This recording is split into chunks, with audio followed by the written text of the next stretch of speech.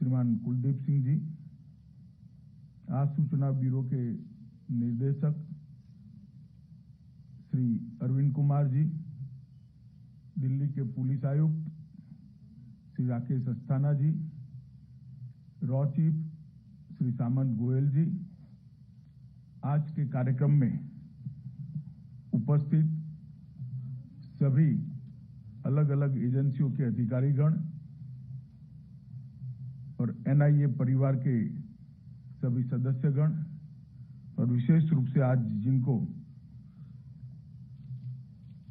अलग अलग पुरस्कारों से नवाजा गया है, वो सभी अधिकारीगण, उनके परिवारगण, प्रेस और मीडिया के मित्रों, सबसे पहले तो मैं राष्ट्रीय जांच एजेंसी के पूरे परिवार को बहुत मन से बहुत बहुत शुभकामनाएं और अच्छे काम के लिए बधाई देना चाहता हूं। आज एनआईए दिन है। एनआईए के साथ जुड़े हुए पूरे परिवार के लिए ये बहुत महत्वपूर्ण दिन है और एक माने में गृह मंत्रालय और गृह मंत्री के लिए भी बहुत महत्वपूर्ण दिन है, क्योंकि एनआईए देश की आंतरिक सुरक्षा के लिए एक महत्वपूर्ण क्षेत्र को बहुत मुस्तैदी के साथ, चुस्तता के साथ और दक्षता के साथ न केवल संभाल रहा है, उसको आगे बढ़ाने का भी काम कर रहे हैं। और इतनी कम आयु में जो कन्विक्शन दिलाने में गोल्ड स्टैंडर्ड्स एनआईए ने स्थापित किए हैं, 90% से ज्यादा दोष सिद्धि का प्रमाण, वो भारत की सभी एजेंसियों के सभी रिकॉर्डों को तोड़ने वाला है। और आपकी जांच भी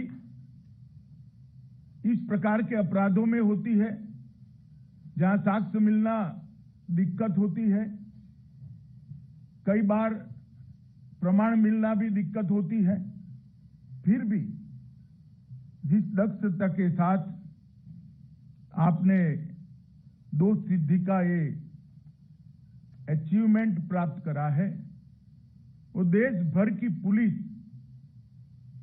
और आतंकवाद विरोधी जितनी भी एजेंसियां हैं, वो सबके लिए प्रेरणा का स्रोत बनने के समान है। मैं आप सभी को बहुत बहुत बधाई देता हूं। 13 साल का कालखंड किसी संस्था के लिए तो शिशु अवस्था जैसा होता है।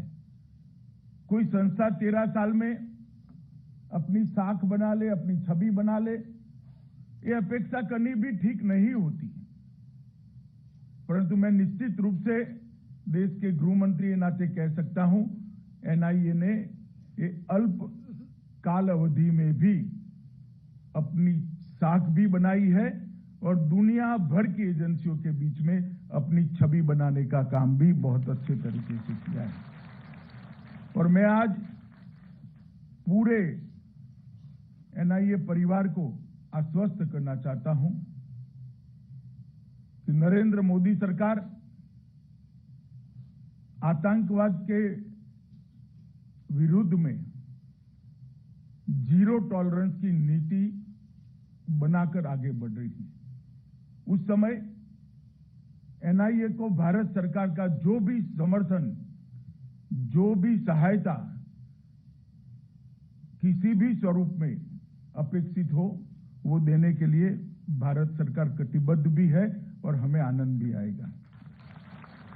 मित्रों, आज हमारा देश विकास के रास्ते पर आगे बढ़ चुका है। विश्व के किसी भी क्षेत्र के अंदर आज ऐसी स्थिति की निर्मिति हुई है कि भारत को छोड़कर विश्व के लक्ष्य सिद्ध नहीं हो सकते। चाहे पर्यावरण का क्षेत्र हो, चाहे आर्थिक विकास का क्षेत्र हो, चाहे सम विकास का क्षेत्र हो, चाहे आतंकवाद को नष्ट करने का क्षेत्र हो, भारत को छोड़कर विश्व के किसी भी प्रकार के लक्ष्य सिद्ध नहीं हो सकते, निश्चित भी नहीं हो सकते। और इसलिए ये बहुत जरूरी है कि भारत की आंतरिक सलामती सुदृढ़ रहे और सुनिश्चित रहे। मोदी जी ने पूरे देश के सामने $5 ट्रिलियन की इकोनॉमी का लक्ष्य रखा है और ये $5 ट्रिलियन की इकोनॉमी का लक्ष्य हमें सिद्ध करना है तो देश की आंतरिक सुरक्षा सुनिश्चित करना बहुत जरूरी है। और ऐसे समय में आज एनआईए दिन के अवसर पर एनआईए के साथ जुड़े हुए सभी लोगों के लिए एक मौका है। आजादी का अमृत महोत्सव भी चल रहा है, एक संकल्प लेने का, कुछ लक्ष्य सिद्ध करने का। और ये जो 25 साल आजादी के अमृत काल के हैं, 75 साल से 100 साल, उसमें एनआईए ने भी अपने लक्ष्यों को तय करना चाहिए और सिद्धि का रोड मैप भी बनाना चाहिए। सफलता बहुत अच्छी चीज होती है, मगर ये निर्भर करता है कि आने वाले दिनों के लिए सफलता कैसा, किसी भी संगठन के लिए सफलता किस दिशा में ले जाएगी, वो निर्भर इस चीज पर करता है कि सफलता को संगठन किस प्रकार से लेता है। सफलता से अगर संतोष की निर्मित होती है तो आलस्य का निर्माण होता है, और सफलता से और ज्यादा आगे जाने की भूख अगर जगती है तो संस्थाएं और आगे बढ़ती हैं। इसलिए एनआईए ने इस सफलता को कंसोलिडेट करना है और इसको इंस्टीट्यूशनलाइज भी करना है।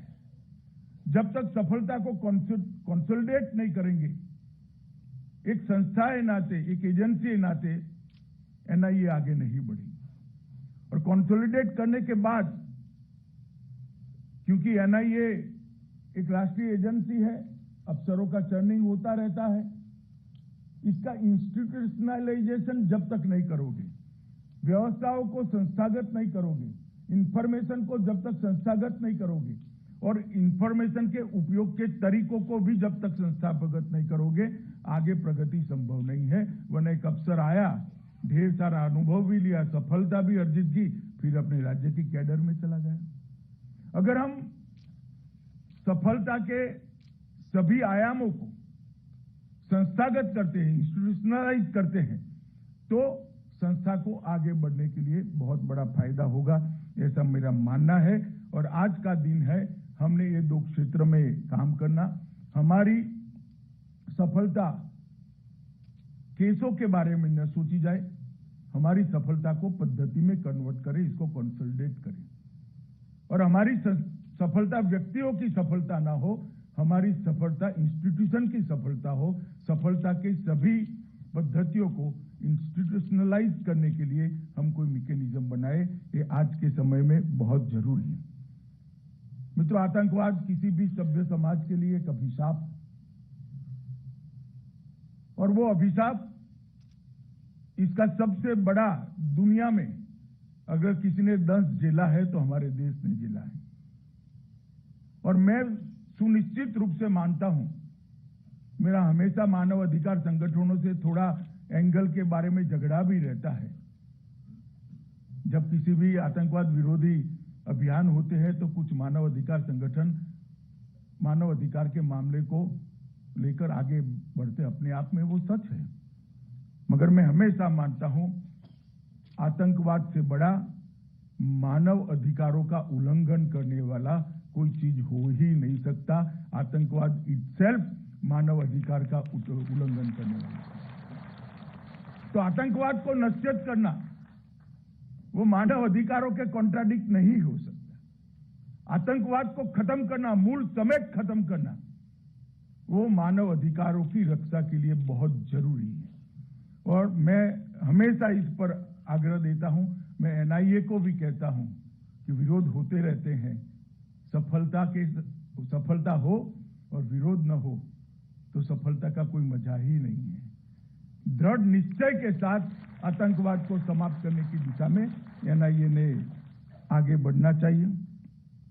हमारी सरकार का प्रयास रहा है कि कि आतंकवाद संबंधी सभी सूचनाओं को देश भर की पुलिस और सभी एजेंसियों के साथ साझा करने में एक समन्वय स्थापित किया जाए। आतंकवाद विरोधी कानूनों को मजबूत और पुख्ता बनाया जाए। आतंकवाद विरोधी इंस्टीट्यूशंस को ताकत दी जाए, उसको मजबूत की जाए और आतंकवादी मामलों में 100% दोष सिद्धि का प्रमाण हम लक्ष्य लेकर चलें। ये 5 स्तंभ पर आतंकवाद विरोधी अभियान आगे बढ़ सकता है और मुझे हर्ष है कि 5 स्तंभ पर एनआईए ने, मैं 3 साल से तो प्रैक्टिकली देख रहा हूं, बहुत अच्छे तरीके से प्रगति की है। मित्रों, 2000 से 2022 तक के देश के आतंकवादी के मामले में सिनेरियो का एनालिसिस करें तो ढेर सारी घटनाएं जहन में आती है और चली जाती हैं, परंतु कुछ घटनाएं ऐसी होती है जो व्यवस्था में रिफॉर्म को ट्रिगर करती है। मुंबई पर आतंकवादी हमला एक ऐसी ही घटना थी जिसके बाद राष्ट्रीय एंटी टेरर एजेंसी बनाई गई। कोस्टल सिक्योरिटी के लिए भी एक प्लान बना। टेरर फाइनेंस पर भी नकेल कसने के लिए सभी एजेंसियां सजग हुई। टेरर इन्वेस्टिगेशन के अंदर भी गुणात्मक सुधार आया है और इंटेलिजेंस की व्यवस्थाओं में भी और इंटेलिजेंस के सही समय पर सटीक उपयोग के लिए भी काफी समयबद्ध कार्यक्रम बने हैं। और मुझे आनंद है कि देश भर की पुलिस और सभी एजेंसियों ने ये बर्बर हमले से सीख लेते हुए आज आतंकवाद विरोधी अभियान को मजबूत किया है। और 13 साल हो गए एनआईए को बने हुए, लगभग 400 से अधिक मामले दर्ज किए गए हैं। 349 से ज्यादा मामलों में चालान दाखिल कर दिया गया है। लगभग 2494 अपराधियों को पकड़ा गया है। 391 को सजा दिलाने में आप सफल हुए हैं और 93.25% का दोष सिद्धि का रेशियो, 93.25% कन्विक्शन रेशियो, ये बहुत अभिनंदन के पात्र है।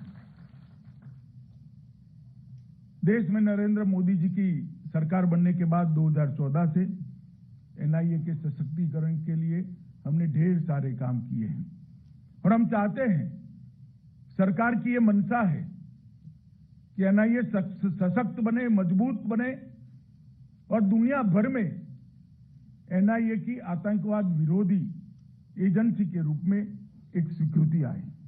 कई शाखाएं खोली गई हैं। डीजी एनआईए ने इसके बारे में डिटेल ब्यौरा दिया है। आवासीय परिसरों का भी निर्माण हुआ है। इसके बारे में मैं कुछ कहना नहीं चाहता, परंतु हमने एनआईए एक्ट और यूएपीए एक्ट को मजबूत करने का काम किया है।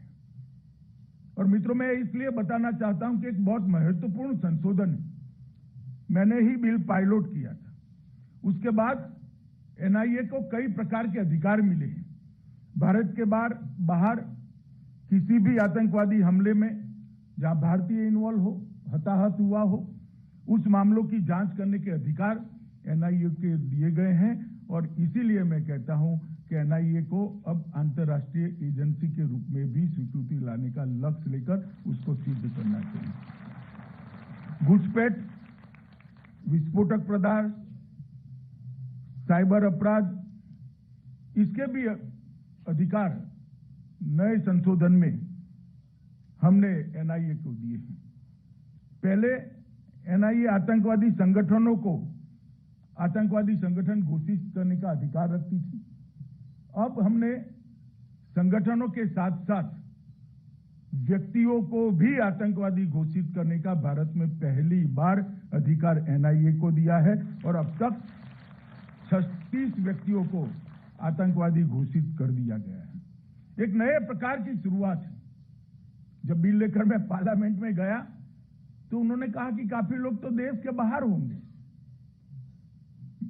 उस वक्त मैंने जवाब दिया था, देश के बाहर जरूर होंगे, जहां पर भी होंगे उनके ऊपर एनआईए का आतंकवादी ठप्पा उनके जीवन में से सहजता छीन लेगा, उनका जीवन को दुष्कर बना देगा, और ये हमारा काम है।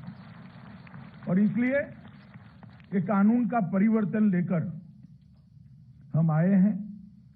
एनआईए के प्रशिक्षण पर मैं बहुत वजन देता था। मुझे आनंद है कि जुलाई 21 में एनआईए के प्रशिक्षण और क्षमता निर्माण के लिए राष्ट्रीय पुलिस एकेडमी हैदराबाद के साथ एक करार कर लिया गया है, और अब ये काम आगे भी बढ़ गया है। एनआईए को विश्व की अन्य शक्तिशाली एजेंसी के रूप में विकसित करने के लिए, उसका पेशेवर कौशल को बढ़ाने के लिए 2 विशेषज्ञों के एक सेल की भी स्थापना की गई है। अनेक प्रकार के कठिन क्षेत्रों में एनआईए ने विगत 7 सालों में बहुत अच्छा काम किया। मैं विशेष उल्लेख करना चाहता हूं कि जम्मू कश्मीर का। जम्मू कश्मीर के क्षेत्र में आतंकवाद से लड़ना एक बात है, आतंकियों से लड़ना एक बात है, मगर आतंकवाद को जड़ समेत उखाड़ कर फेंक देना दूसरी बात है।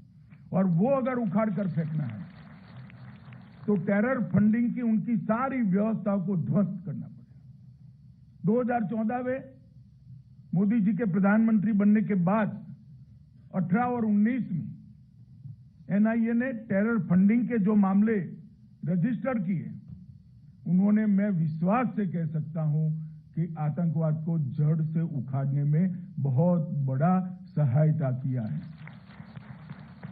टेरर फंडिंग पर आज तक हमारी एजेंसियों ने उनके अलग अलग तरीकों पर, निर्दोष दिखते तरीकों पर कभी भी आघात नहीं किया था। पहली बार 18 और 19 में एनआईए ने जो केस रजिस्टर किए, इसके कारण आज उनको पैसा मुहैया कराने वाले सरल रास्ते नहीं बचे हैं। हो सकता है कि किसी भी दुश्मन को समाप्त न कर पाए, मगर उसके रास्ते में दखल तो दे ही सकते हैं, उनका रास्ता दुष्कर तो बना ही सकते हैं। और ये काम एनआईए ने बहुत अच्छे तरीके से किया है। और जम्मू कश्मीर में ओवरग्राउंड वर्कर जो होते थे, उसके अभी 2021-22 में ढेर सारे केस एनआईए ने रजिस्टर किए हैं, और उनके स्लीपर सेल को ध्वस्त करने में बहुत बड़ी भूमिका हुई है। इससे उनके लॉजिस्टिक्स और हथियारों के सप्लाई दोनों पर एक कठोर आघात हुआ है।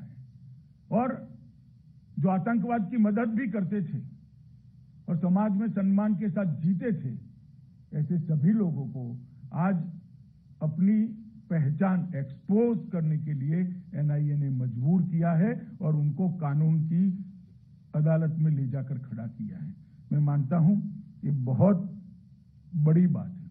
वामपंथी उग्रवाद में भी, बारूद और रसद मुहैया कराने में भी एनआईए ने शुरुआत की है, और विशेषकर टेरर फंडिंग के साथ साथ वामपंथी उग्रवादी संगठनों के भी फंडिंग को, इसके मूल तक पहुंचने के कुछ केस एनआईए को दिए गए। मुझे आशा है कि जम्मू कश्मीर की तरह इसमें भी बड़ी सफलता मिलेगी। टेरर फंडिंग संबंधी टोटल 105 मामले रजिस्टर हुए। 876 आरोपियों के खिलाफ 94 चार्जशीट भी दाखिल हो गए हैं, और 796 आरोपियों को अरेस्ट भी कर लिया गया है, और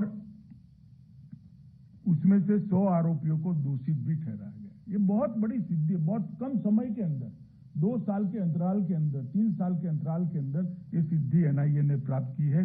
मैं फिर से एक बार एनआईए की इस मुहिम का मैं बहुत बहुत अभिवादन भी करता हूं, और इसके लिए उनको बधाई भी देता हूं। मित्रों, मेरा आग्रह है कि देश की पुलिस की इन्वेस्टिगेशन की पद्धति में आमूलचूल परिवर्तन हो। अब इन्वेस्टिगेशन 3rd डिग्री पर निर्भर नहीं होना चाहिए। इन्वेस्टिगेशन तकनीक की डिग्री पर निर्भर होना चाहिए। इन्वेस्टिगेशन डेटा की डिग्री पर निर्भर होना चाहिए और इन्वेस्टिगेशन इंफॉर्मेशन की डिग्री पर निर्भर होना चाहिए। थर्ड डिग्री का अब जमाना नहीं है, करना भी ठीक नहीं, मगर ये परिवर्तन लाना है तो डेटाबेस बनाने पड़ेंगे और डिजिटल फोरेंसिक के साथ भी दक्षता हासिल करनी पड़ेगी। एनआईए को एक हमारी मीटिंग हुई थी, उसमें मादक पदार्थ, हवाला ट्रांजैक्शन, हथियारों की तस्करी, जाली मुद्राएं, बम धमाके, टेरर फंडिंग और टेररिज्म, इतने 7 क्षेत्रों में एक राष्ट्रीय डेटाबेस बनाने का काम दिया गया है। इसकी शुरुआत भी बहुत अच्छे तरीके से हो गई है। अगर ये राष्ट्रीय डेटाबेस बनता है और देश भर की इस सारे 7 स्तंभों में इन्वेस्टिगेशन करने वाली एजेंसियों के साथ वो राष्ट्रीय डेटाबेस को अगर हम साझा करते हैं और उनके पास में ही भी उनके राज्यों की सारी इंफॉर्मेशन को अपने डेटाबेस में ऐड करते हैं, तो मुझे लगता है कि क्षेत्र के अंदर न केवल राष्ट्रीय एजेंसियां, देश भर की पुलिस की एजेंसियों को भी काफी मदद मिलेगी। और ये एनआईए ने शुरुआत की है, मगर बहुत अच्छे तरीके से इसको डेवलप भी करना चाहिए। ये भारत सरकार की एनआईए से अपेक्षा है। डेटा अगर असंबद्ध रूप से एक दूसरे को कनेक्ट करे बगैर, किसी भी एनालिसिस के बगैर अलग अलग साइलों में उपलब्ध है तो वो डेटा नहीं है, रद्दी है। डेटा अगर संबद्ध तरीके से स्टोर किया जाता है, इसका एनालिसिस किया जाता है और साइलों में रहने की जगह एक ही जगह पे डेटा उपलब्ध है, तो मैं मानता हूं इसका उपयोग इन्वेस्टिगेशन में भी हो सकता है और सजा कराने में कोर्ट के अंदर भी हो सकता है। अभी की जो स्थिति है इस क्षेत्र के अंदर देश में इतनी संतोषजनक नहीं है। आईबी, एनआईए और नेटग्रिड तीनों मिलकर इस दिशा में आगे काम कर रहे हैं। अभी अभी एक बिल मैं लोकसभा में लेकर गया था, जेलों को भी इसके साथ हमने जोड़ने का काम किया है। वो बिल से हमें अधिकार मिला है, तो मैं मानता हूं डेटाबेस के असंख्य स्रोतों को इकट्ठा कर एक बहुत बड़ा डेटा का भंडारण एनआईए जैसी संस्था में अगर होता है तो आने वाले दिनों में वो बहुत देश के लिए उपयोगी होगा। एनआईए के लिए यह भी जरूरी है कि राज्य की एजेंसियां जो आतंकवाद विरोधी जांच करती है, कहीं बड़े शहरों में क्राइम ब्रांच है, कहीं एटीएस बने हुए हैं, कहीं स्पेशल टास्क फोर्स बने हुए हैं, ये सारी एजेंसियों के साथ एनआईए ने लाइव संपर्क रखना चाहिए, उनको गाइड भी करना चाहिए, उनको इंफॉर्मेशन शेयर भी करनी चाहिए और उनके पास से इंफॉर्मेशन प्राप्त भी करनी चाहिए। जब तक एनआईए का देश भर की आतंकवाद विरोध में, टेरर फंडिंग के ऊपर काम करने वाली सारी एजेंसियां, हवाला के ऊपर काम करने वाली सारी एजेंसियां और विस्फोटकों की जांच के ऊपर काम करने वाली सारी एजेंसियां से सामंजस्य नहीं बैठता, एक मजबूत ग्रिड आतंकवाद के विरुद्ध में लड़ने की देश में बन नहीं सकती। मुझे लगता है कि एनआईए ने इस दिशा में भी आने वाले दिनों में आगे बढ़ना चाहिए। मोडस ऑपरेंडी ब्यूरो बन रहा है, उसमें भी एक जो नए लड़कों को टेररिज्म के साथ जोड़ने की मोडस ऑपरेंडी है, इसका स्टडी करने में एनआईए ने भी बीपीआरएनडी की मदद भी करनी चाहिए और वहां जो कुछ भी मटेरियल आया है उसका स्टडी कर अपने काम के मटेरियल को आगे ले जाना है। मित्रों, नरेंद्र मोदी सरकार सीआरपीसी, आईपीसी और एविडेंस एक्ट के अंदर भी आमूलचूल परिवर्तन हम करना चाहते हैं, क्योंकि हम मानते हैं बहुत पुराने कानून है, उसको समयानुकूल बदलाव इसमें जरूरी है। और अगर ये बदलाव होता है तो इससे न केवल रोजमर्रा के अपराधों पर कंट्रोल लेने में हमें सफलता मिलेगी, इसके साथ साथ विशेष प्रकार के अपराध जो एनआईए देख रहा है, चाहे वो जाली नोटों का हो, चाहे हवाला ट्रांजैक्शन का हो, चाहे आतंकवाद रिलेटेड हो, चाहे हमारे नॉर्थ ईस्ट वामपंथी उग्रवाद और कश्मीर के थिएटर के स्पेशल टेररिज्म के केस हों, इस सबको बहुत बड़ा फायदा होगा। मैं ज्यादा कुछ कहना नहीं चाहता, इतना ही कहना चाहता हूं कि 13 साल की आयु में एनआईए ने देश और विदेश में अपनी साख को प्रस्थापित किया है और मोदी जी के टेरर फ्री इंडिया का जो लक्ष्य है, 100% जीरो टॉलरेंस अगेंस्ट टेररिज्म, ये जो लक्ष्य है उसको सिद्ध करने में आपकी बड़ी भूमिका है। फिर से एक बार 13वें स्थापना दिन पर आप सभी को बहुत बहुत शुभकामनाएं और आप सबका अब तक के काम के लिए बहुत बहुत अभिनंदन। वंदे मातरम। धन्यवाद सर, आपके पथ प्रदर्शक एवं प्रेरणादायी शब्दों के लिए बहुत बहुत धन्यवाद।